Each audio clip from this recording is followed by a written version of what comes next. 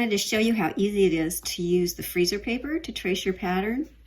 I have started including an additional item you can purchase with the pattern, which is the pattern printed in reverse on freezer paper. So all you have to do is iron it to the back of your fabric and you're ready to trace. So it kind of takes out that step for you. And it really makes tracing super easy because it stabilizes the fabric and it holds the pattern and the fabric together so that they don't wiggle around on each other.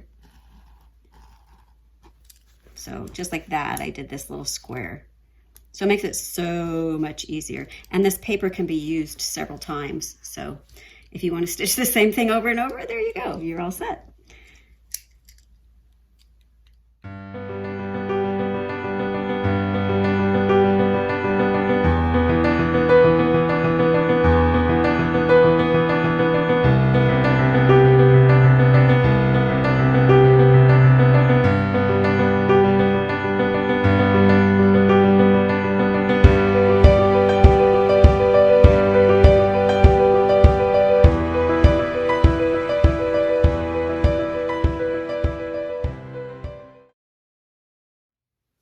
So now the design is all traced onto my fabric and I'm ready to start stitching. I wanted to point out a couple of things.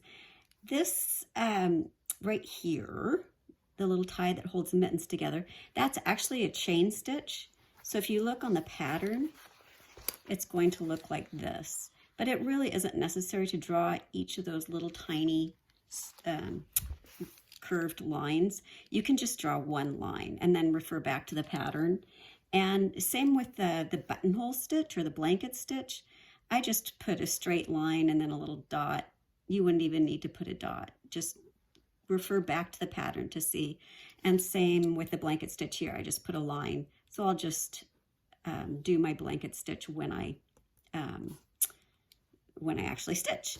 So I just wanted to point that out. It isn't necessary to draw every single little line that you're going to stitch. So now we're ready to go. I think I might either try this in red or black. I haven't decided yet. Thank you so much for watching this tutorial. If you enjoyed it, I would love it if you would click the like button and don't forget to follow me on YouTube.